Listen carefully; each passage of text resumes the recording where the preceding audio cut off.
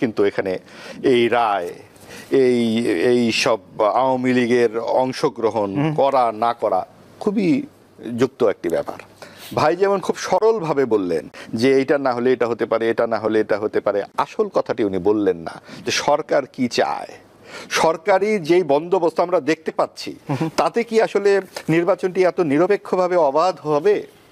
যদিও তাদের যে প্রবণতার ১ নম্বর প্রবণতা যে মুক্তিযুদ্ধের সপক্ষের শক্তিকে এই নির্বাচন থেকে যে কোনোভাবে হোক দূরে রাখা, মাইনাস করে দেবার যে চেষ্টাটি আমরা দেখতে পাচ্ছি, সেইটা অবশ্যই আমাদের আলোচনায় আনতে হবে।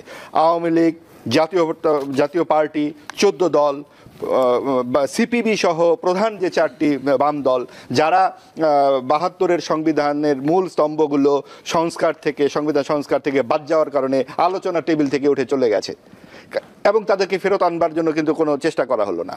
আমরা দেখলাম অন্য দলগুলোর তারা আসবে কি আসবে না এটা নিয়ে সরকার খুবই চিন্তিত, কিন্তু এই সমস্ত দল কি বলছে না বলছে তার নিয়ে খুব চিন্তিত নয়। এই বিমাতা সুলভ আচরণ আসলে কি ইঙ্গিত দেয়? কাজে এটা কি করে অন্তর্ভুক্তিমূলক নির্বাচন হয়? এখন আপনি প্রশ্ন করতে পারেন, আপনিই বললেন শেখ হাসিনা এরকম হত্যাকাণ্ডের সঙ্গে জড়িত, আবার আপনিই বলছেন যে শেখ হাসিনার দল কিভাবে নির্বাচন করে। শেখ হাসিনা কিংবা বেগম খালেদা জিয়া এটা তো রাজতন্ত্র নয় ভাই, যে ওই পরিবারের ওই ব্যক্তিটি না থাকলে তার দল নির্বাচনে অংশগ্রহণ করতে পারবে না, রাজনীতিতে অংশগ্রহণ করবে। এই দৃষ্টিভঙ্গিটি কি? এই দৃষ্টিভঙ্গিটি হচ্ছে রাজতান্ত্রিক দৃষ্টিভঙ্গি। আমরা একটি নেতাকেই দল হিসেবে মনে করি, তার পরিবারের সদস্যকেই দল হিসেবে মনে করি, এবং এই সংস্কৃতি থেকে আমাদেরকে বের হয়ে আসতে হবে, যেটা শেখ হাসিনা চাননি। উনি কিন্তু উনার পরিবারের সব লোকজনকে নিয়ে চলে গেছেন। তার কর্মীরা কি তার পরিবারের লোক নন? যদি সত্যিকার অর্থে তিনি গণতান্ত্রিক নেত্রী হতেন, এই কাজটি তিনি করেন কি করে? এবং সেই কারণেই এই প্রশ্নগুলো আমাদের করতেই হবে। যে প্রতিহিংসা, উনি বললেন যে আমি স্বীকার করে নিচ্ছি শেখ হাসিনার কিছু ভুল ছিল, আমি স্বীকার করার তো কিছু নাই। আমি শুধু বলছি ৭২ সাল থেকে গত ৫৪ বছরে সকল রাজনৈতিক দলের হাত রক্তাক্ত। একজন আরেকজনকে খুন করেছেন এবং এক খুন করার থেকে আবার প্রতিহিংসা থেকে আবার খুনের মামলা হয়েছে, খুনের মামলা থেকে আবার হয়েছে, সবার আগে হয়েছে ৭১-এর বড় খুন। সেই বড় খুনে যে এই দলটি জড়িত, সেই দলটি এখন খুব সাড়ম্বরে কথাবার্তা বলে। তারা যে একটি গণহত্যা এবং দেশের জন্মের বিরোধিতা করেছিল, সেই প্রস্তুতি করবার মতো আজকে কেউ নাই। আপনি আওয়ামী লীগের হত্যা নিয়ে কথা বলছেন, আপনি জামাতে ইসলামীর হত্যা নিয়ে কেন কথা বলবেন না? এবং আওয়ামী লীগকে আপনি নিষিদ্ধ করছেন, সেটা নিয়ে প্রধান উপদেষ্টা যথেষ্ট সড়ম্বরে বলছেন আওয়ামী লীগ নিষিদ্ধ। কেন জামাতে ইসলামী তাহলে কোন যুক্তিতে তারা সহি হয়ে যায়? এরা যে 30 লক্ষ মানুষের মৃত্যুর শহীদ হবার ব্যাপারের সঙ্গে তারা জড়িত, আর আওয়ামী লীগ জড়িত 2000 এর সাথে জড়িত। এখন সংখ্যা দিয়ে মৃত্যুর এই তুলনা করা যায় না, কিন্তু জিনিসটা তো চালনি বলে সুই তোর পেছনে ফুটো। জামাত সারাদিন বলতেছে আওয়ামী লীগ পারবে না, তাদের অপরাধের প্রায়শ্চিত্তটা কি হলো? আপনার শত্রু সম্পত্তির কি হলো? পাকিস্তানের সাথে এত মহরম আমরা দেখছি, সারাদিন দেখছি ভারত বিদ্বেষী নানান রকম কথাবার্তা। আমরা ভারত প্রীতির কথা বলছি না, ভারতের কথায় উঠবো বসবো বলছি না। মুক্তিযুদ্ধ নিয়ে নানান প্রশ্ন করা হচ্ছে, বলা হচ্ছে সংবিধানও নাকি ভারত লিখে দিয়েছে। সংবিধান যদি ভারতই লিখে দিবে তাহলে ভারত তো অঙ্গরাজ্যই বানিয়ে নিত। এবং ভারত কি করলো না করলো সেই দায়িত্ব মুক্তিযোদ্ধাদের উপরে দিলে চলবে না। মুক্তিযুদ্ধ কোনোভাবেই আওয়ামী লীগ বা শেখ হাসিনার দলীয় ব্যক্তিগত বা পৈতৃক সম্পত্তি নয়। এটা একটি জাতির আত্মপরিচয়, বাংলাদেশের হৃৎপিণ্ড, আত্মা। সেই আত্মা আমাদেরকে পার্থক্য করছে পাকিস্তানের সঙ্গে। আমাদের রাষ্ট্রের দৃষ্টিভঙ্গি কি? সেই দৃষ্টিভঙ্গি আমরা পেয়েছি 23 বছরে পাকিস্তানের বিরুদ্ধে যুদ্ধ এবং সংগ্রাম ও 9 মাসের রক্তক্ষয়ী যুদ্ধের মাধ্যমে।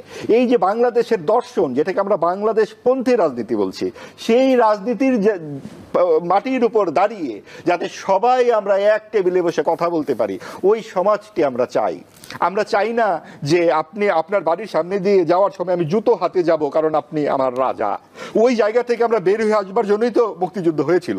কিন্তু যারা ক্ষমতায় থাকেন তারা রাজা হয়ে যান এবং প্রজারা তখন জুতা হাতে সামনে দিয়ে হাঁটতে হয়।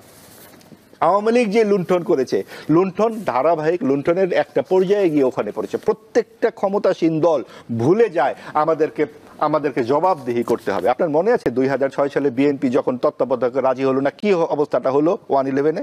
কেন? তখন যদি পরপর 5 বছর পর নির্বাচনটি যথাসময়ে হতো তাহলে কি সমস্যা হতো? আজকে তত্ত্বাবধায়ক সরকারের এত কথাবার্তা হচ্ছে, সংবিধান সংস্করণ নিয়ে কথা হচ্ছে, সংস্কার নিয়ে। সংবিধান সংস্কার করলেই আর স্বৈরাচার আসবে না? স্বৈরাচার তো আপনার মগজে, আপনার মাথায়, আপনার রাজনীতিতে। আমরা কেন প্রশ্ন করছি না রাজনৈতিক দলগুলোকে আপনার ম্যানিফেস্টো কি? আপনি নির্বাচিত হলে কি করবেন? আপনি যে ইসলামিক রাজনীতি করেন, আপনি যে শরিয়া ভিত্তিক আইন চাইলেন সারা জীবন, এখন যদি আপনি নির্বাচিত হন, জামায়াত ইসলামী এবং 8 দল ইসলামিক দল যদি নির্বাচিত হয়, তাহলে কি দেশের শাসনতন্ত্র ইসলামিক হয়ে যাবে, শরিয়া আইন হয়ে যাবে? মেয়েদেরকে তো 5 ঘন্টা কাজের কথা বলা হচ্ছে, নারীদেরকে বলা হচ্ছে যে নারীরা ঘরেই সুন্দরী, নারীরা ঘরের রানী, তাদেরকে বাড়িতে টাকা পাঠিয়ে দেবেন। জামায়াতের আমির মিস্টার উনি আছেন শফিক সাহেব বলেছেন এই কথা। এই টাকা তিনি কোথায় পাবেন? সৌদি আরব থেকে আনবেন? তার মানে ভারত থেকে আমরা মধ্যপ্রাচ্যের দিকে চোখ ফেরাবো? কাজে এই সমস্ত কথাবার্তা আমাদেরকে শঙ্কা যুক্ত করে। এখন বলা হবে না বিএনপি অনেক জনপ্রিয় দল, পারবে না জামাত। তাহলে মানে কি বিএনপিকে এককভাবে আমরা এত বড় করে তুলছি যে তার সাথে কেউ দাঁড়াতে পারবে না?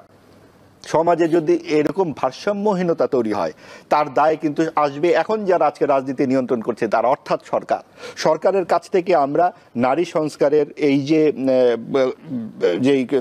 কর্মসূচি আমরা পেয়েছিলাম, তার ডক্টর শিরিন হক বলেছেন সরকার এটা নিয়ে কোনো কথাই বলেনি।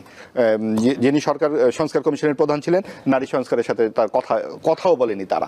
এবং যে ভাষায়, যে ভঙ্গিমায় নারীদেরকে আক্রমণ করা হয়েছে, 24-এর যে আন্দোলন আপনি দেখুন, তাদের নেতৃত্বে কারা ছিল? নারীরা ছিল। এই রোকেয়া হলের ছাত্রীরা ছিল 14 জুলাই। তুমি কে আমি কে, রাজাকার, কে বলেছে স্বৈরাচার? ওই দ্বিতীয় দুটো লাইন কিন্তু আমরা আর শুনি না। তুমি কে আমি কে, রাজাকারই শুনি। যে তরুণ প্রজন্ম রাজাকার হয়েছে, কেন রাজাকার হয়েছে? কারণ তার বিরোধিতা করলে শেখ হাসিনা তাকে বিএনপি জামাত বলেছেন। আজকে যখন আপনার বিরোধিতা করা হচ্ছে যারা ক্ষমতাবান তাদের, তখন বলা হচ্ছে আপনি স্বৈরাচারের দোসর, আপনি আওয়ামী দোসর। তার মানে কি? একই তো সেই দৃষ্টিভঙ্গি।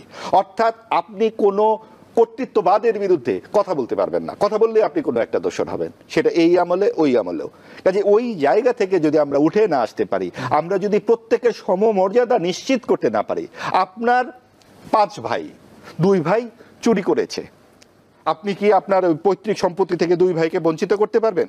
পারবেন না। তার জন্য শাস্তির ব্যবস্থা আছে। আওয়ামী লীগের যেই সমস্ত নেতা কর্মীরা পান্ডামির সঙ্গে যুক্ত, খুনের সঙ্গে জড়িত, তাদের আপনি শাস্তির ব্যবস্থা করেন, কিন্তু আপনি নির্বাচনে কেন আওয়ামী লীগকে, কোন যুক্তিতে আপনি নির্বাহী আদেশে আওয়ামী লীগকে বাদ দিচ্ছেন? এটা কি করে হয়? এবং সেইটা নিয়ে কোনো কথাও বলছেন না আপনি সিদ্ধান্তই নিয়ে ফেলছেন। সিদ্ধান্ত নিলেন কারা? 30টি রাজনৈতিক দল। সেই 30টি রাজনৈতিক দল কি বাংলাদেশের 100 ভাগ মানুষ, 92 ভাগ, 80 ভাগ? ওখানে 7-8টি দলের বেশি কোনো দলের নামই তো আমরা জানি না, তার দ্বিতীয় বা তৃতীয় পর্যায়ের নেতার নামও আমরা জানি না। তারা কি বাংলাদেশের ভবিষ্যৎ ঠিক করে ফেলবেন? তারা বাংলাদেশের রাষ্ট্রীয় স্তম্ভগুলো বাদ দিয়ে দেবেন? তারা মুক্তিযুদ্ধ থেকে যেই অর্জিত আমাদের চেতনা, যে আমাদের যে দৃষ্টিভঙ্গি, তারা বদলে ফেলবেন এই কয়েকজন মানুষ বসে? 24-এ যে আন্দোলন হয়েছিল, কোনোবার কি একটি বার কোথাও উচ্চারিত হয়েছিল আমরা মুক্তিযুদ্ধের এই সমস্ত আদর্শ বাদ দিয়ে দেব, মুক্তিযুদ্ধের ভাস্কর্য ভেঙে ফেলবো, মাজার ভেঙে ফেলবো, এগুলো বলা হয়েছিল? কেন এই সমস্ত মুক্তিযুদ্ধের ভাস্কর্য ভাঙা হলো? ধানমন্ডির 32 নম্বর নিয়ে ভাই বললেন যে কেউ কথা বলছে না। কথা বলার রাস্তা কি রেখেছে সরকার? যখন ভাঙচুর হলো, বুলডোজার কি পকেটে করে নিয়ে আসা যায়? আস্ত বুলডোজার এনে 2 দিন ধরে বাড়িটি ভাঙা হলো। এই বাড়িটি কোনো ব্যক্তিগত সম্পত্তি, এটা ইতিহাসের অংশ। একটা দেশের ইতিহাস 2 বছরের হয় না, 5 বছরের হয় না। একটা পরিবারের ইতিহাসই তো হয় 150-200 বছরের, বাপ দাদা পরদাদা। আর একটি দেশের ইতিহাস, এর যে শতাব্দী পরম্পরায় আমাদের যে সংগ্রামের ইতিহাস, মুক্তিযুদ্ধের যে আতুর ঘর, আমাদের যে কৃষ্টি সভ্যতা, সেই সমস্ত কিছু আমাদের ভেঙে ফেলতে হবে। আমাদের এখানে সঙ্গীতের শিক্ষক বাদ দিতে হবে। কেন? আমরা কি উল্টো দিকে হাঁটবো? আমাদের শিশুরা গান গাইবে না? যারা এই সমস্ত নিয়ম কানুন করছে, তাদের সন্তানেরা কিন্তু